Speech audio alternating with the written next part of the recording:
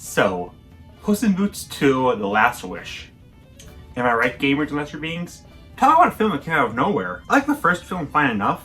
It's got some funny moments, and Humpty is a fun villain, but it's nothing too special. Even with a noticeable animation bump, I was just expecting this to be on par with the original. But my god, as everyone has said, this film just completely blew me away. Now, I don't usually do videos and racing things, but I love this film so much I just need to talk about it. And I gotta do it now, because if I wait any longer, we talk about the death and everything that would have already been discussed. And all of it has already been discussed. Mostly its message and death. Death has been discussed a little too much, honestly. Bad guys use a blueprint, and y'all followed it to a T. Freeze are the future. But in addition to death, there are two other villains. Big Jack Horner and Goldilocks. These three are genuinely some of the most genius characters in all of fiction. From their backstory, to their motive, to their role in the film, and I want to break all three of them down to examine what makes them, and this film, so great. Oh, and this goes without saying about spoilers for this movie. Let's start with the one you all already know. Death.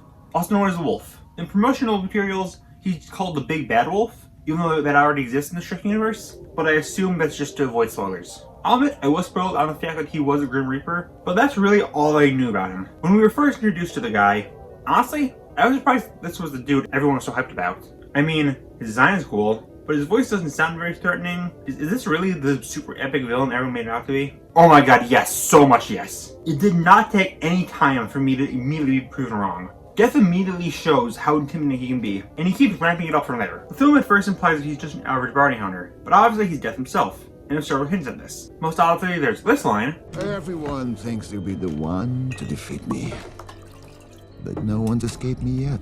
But if you look closely, he actually appears in the background when Puss is fighting the giant. And while it's kind of hard to make out, if you look at the ends of the cards during Puss's death montage, you can actually see the wolf.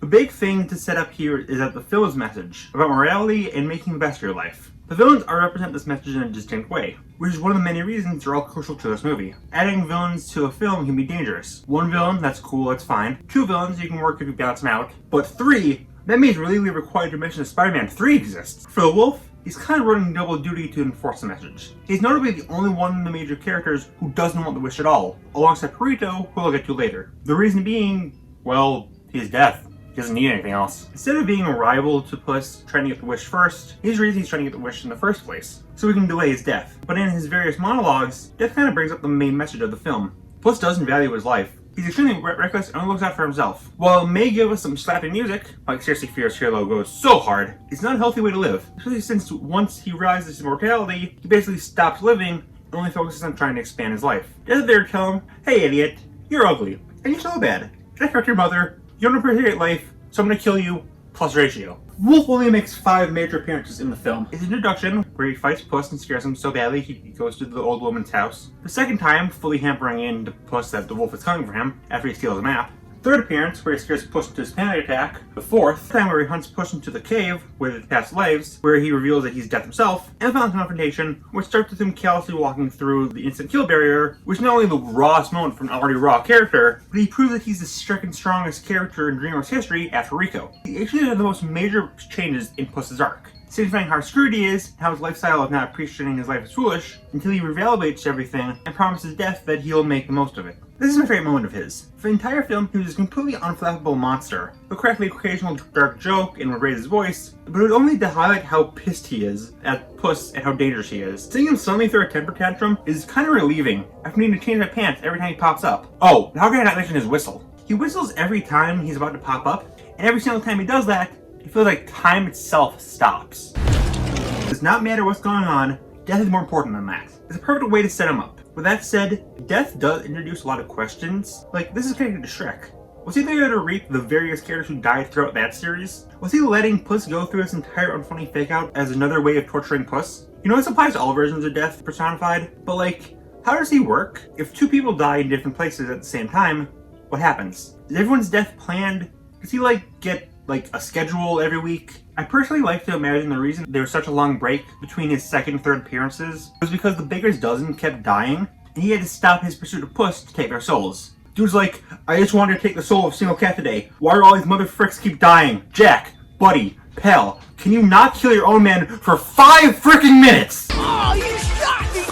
Fuck! After I heard the theory that everyone gets their own personal death, and since Puss grows to hate him due to him having 9 lives and not caring about his life, death takes the form of a big scary wolf to intimidate him, since, you know, dogs and cats hate each other and dogs are close to wolves. Speaking of dogs, Death is a clear foil to Burrito. They're both canines, but one is huge while the other is small. One loves Puss despite standoffness, rather despises him because of it, and they're the only 2 major characters who don't care about the wish at all. Also, fun theory I heard, Burrito tells his backstory and mentions that he nearly got drowned, but bit through the sock he was trapped in. Seeing his very loving and full life, people seem to say that Death intervened and cut a hole in his sock, allowing him to live. Personally, I think that's a cute idea. I think it's canon. I don't know, I didn't make the movie. Really, what makes Death a great character is that he's not truly evil. He's just a guy doing his job at the end of the day. He's got a genuine point that Puss is taking his life for granted. And obviously at the end he gives up on his chance to kill him, but he's a self-admitted sadist. So he takes his understandable viewpoints to the absolute extreme. And for that, he makes himself as one of DreamWorks' best antagonists.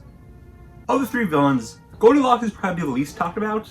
It's definitely not a slam at all. She's still very important to the story and a lot of fun to watch. But compared to Death and Jack, well, it's hard to compete, but they're still fun. It's a fun twist on the original story. Having her and the bears actually be a family is a really clever idea, and it leads to how she contributes to the message. Goldie was adopted by the bears, as shown in the second status scene in this film. Why this movie is so good! But while she does seem to love her bear family, she does wish to have a human family. Her dialogue seems to imply that she wants a brand new family, not her old one back. Maybe they died, or even intentionally abandoned her. But either way, that's her reason for trying to get the wish. The bears are fun too. Mom is most supportive. Baby's a funny little jokester man who argues with Goldie a lot. And the dad is there. What's great about them is that even after Goldie admits that her wish is to basically replace them, they still all decide to help her out because they just want to see her happy. But of course, she doesn't need a family.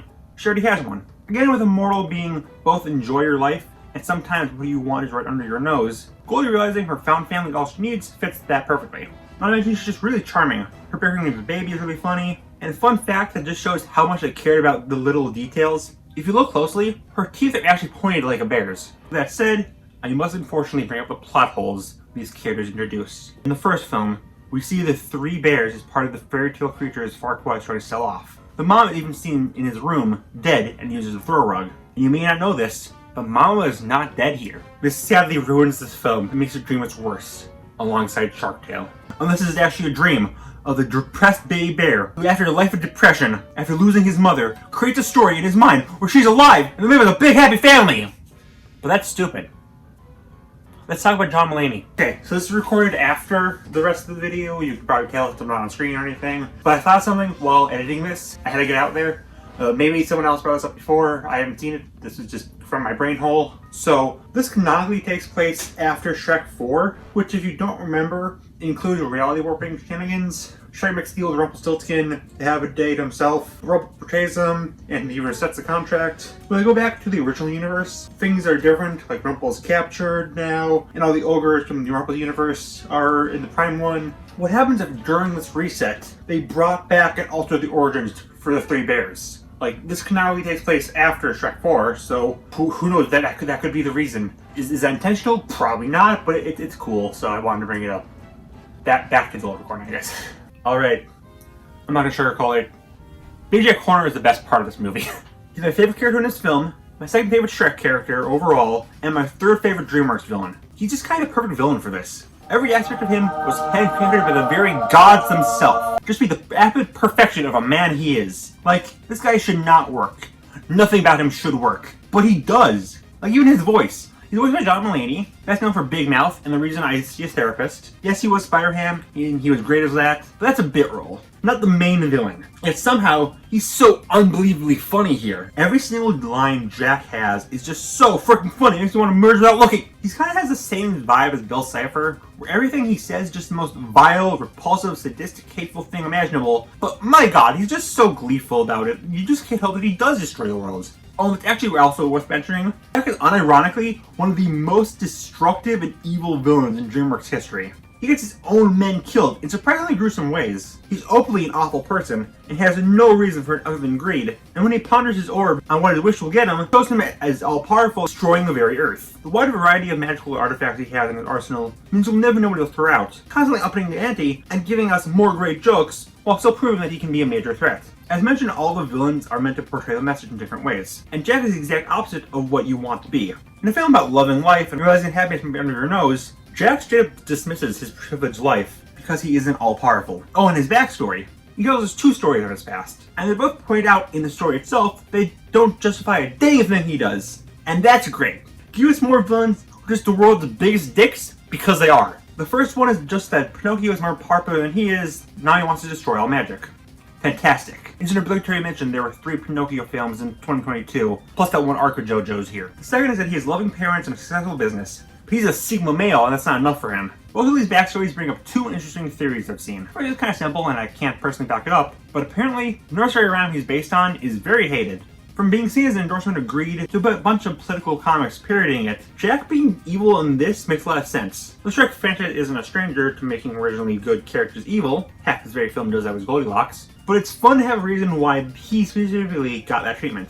Also kind of weird, but the film itself acknowledges that he's not a fairy tale like most characters in Shrekverse, but a nursery rhyme. The second someone brings it up, he kills them. So it's possible that Jack is a little bit racist. That's fun. Not the racism stuff. Hot take, racism is bad. I just mean that it adds more to the massive girth of this lad. Oh, and how they've added stuff to the funny man, okay? I don't know if this theory is true, but it's too interesting not to bring up. I'm sure we're all well aware that Farquaad in the first Shrek film was meant to represent Disney. Duloc has a clear reference to Small World, he sells off fairy tale creatures, and he looks like former CEO Michael Eisner, even down to being short, as DreamWorks founder Jeffrey Katzenberg famously mocked him for. There's a theory that Jack is meant to represent modern Disney. His motivation is nothing but greed. Even with a ton of magical artifacts and successful business, he doesn't control absolutely everything, which is what he wants. Just like Disney, one of the most successful entertainment companies, constantly buying new properties to make himself even more powerful. The Baker's Dozen are extremely loyal to Jack, even though he gives no reason for them to be. He's not nice, doesn't pay them well, he literally walks all over them, all representative of the overlooked and underappreciated artists and creatives under the top of Disney. Several of Jack's artifacts are even things from Disney, which makes sense since they're fairy tales, and obviously Disney's made a lot of fairy tale adaptations. The large amounts of them add up. Hook's hook, Teen Titan's trident, Evil Queen's poison apples, magic carpet, Alice size snacks, a glass slipper, and most obviously Jiminy Cricket. Heck, there's even a hat that looks a lot like Mickey's from Fantasia. Most glaringly, this is all held in Mary Poppins' bag. This is in a fairy tale nursery rhyme, which I feel like is the biggest point of evidence towards this being true. Heck, to tie my last 2 points together, when the ethical bug expresses horror at Jack killing his own men, Jack callously says, "Can't bake a pie without losing a dozen men." Which sounds a lot like what a company might say after laying off employees. Bottom line matters above all else. He constantly expresses shock at all these items and what they do. Not only even has these type of powers, which is like how Disney has all these properties, he doesn't even know it. Like how other TV show creators constantly complaining that Disney doesn't pay them any attention. He seems like this big and friendly guy, but he's really just an all-powerful and successful scumbag looking for even more power. He would start to start Alexa on Tumblr for this theory. And even if it isn't Disney specifically, I really think they're onto something. Like, come on, this isn't even far off how people saw Warner's CEO after he removed several shows from HBO Max. Big Jack Horner really has it all. The design is great. He's hilarious. He's unapologetically evil. In a film with villain redeeming himself or having honor, Jack sticks out like a pie-covered purple sore thumb, and that makes him all the more special. So, yeah, Asbush's villains are fantastic. This film is fantastic. They all perfectly complement the story and do so in such entertaining ways. Personally though, I don't think I would say any of these guys are the best DreamWorks villains. Lord Shen to me is still a pinnacle. He's a perfect mix of funny, threatening, and sympathetic, while Puss splits the villains into one funny, one threatening, and one sympathetic. But to be fair, they all occasionally dip into each other, as I've clearly shown. I think they do all their jobs fantastically. If I did a top 10 DreamWorks villains list, it would look like this. Even without the villains though, Puss 2 has so much to talk about. The animation is beautiful, and I'd argue possibly even better than Spider-Verse. I love the nods to Shrek that are quick, but not distracting or pandery. And of course I gotta mention this scene. This is such a respectful way to show a panic attack. And I love the way he's calmed down here, it's just so real. I'm surprised how little I see therapy dogs in media. And seeing Perito there for Puss and helping him calm down, God, the film is just so good! It's really funny that Velma came out around the same time, and Cards on the Table I haven't seen it. But I've seen clips, and it's also got panic attacks. But one is Velma calmed down with a kiss, which, like, no, you never do that during a panic attack. Do that to me and I will kill you. And the other has Norval genuinely tell Velma that he loves her, only for her to laugh at him. Definitely a likable character that we have here. Last Wish is just lovely.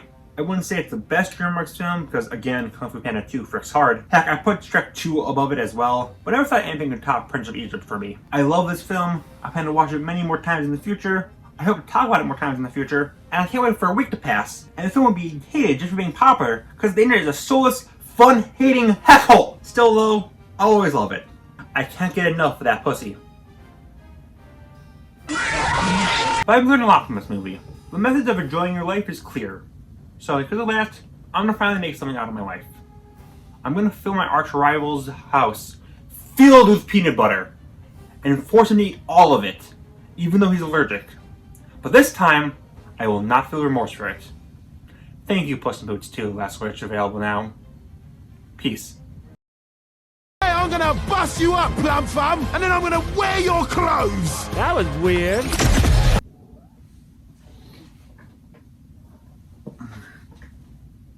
Look at my baby.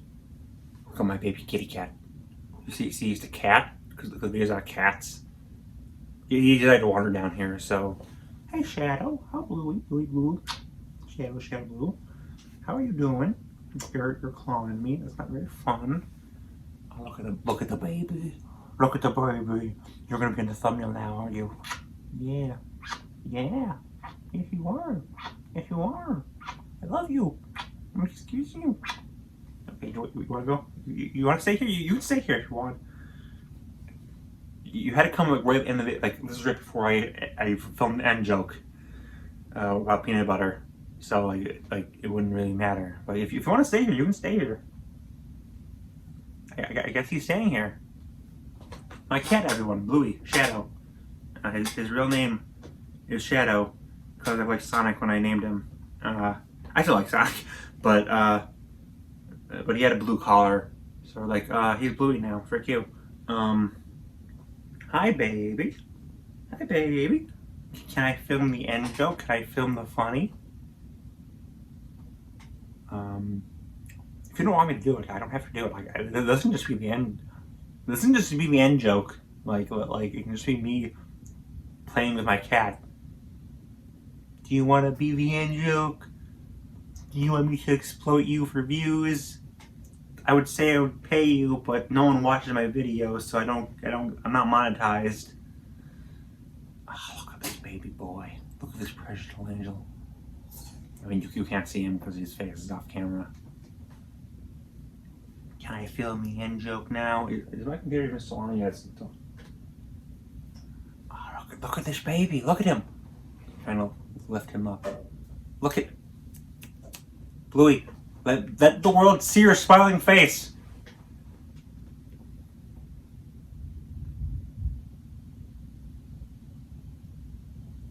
Stroke that cat.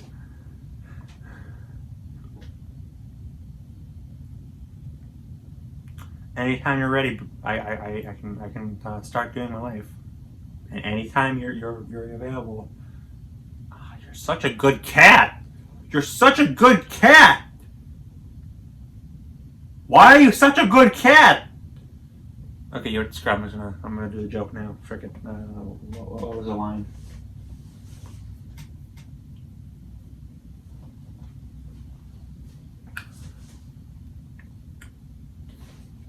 Okay, there you go. Okay,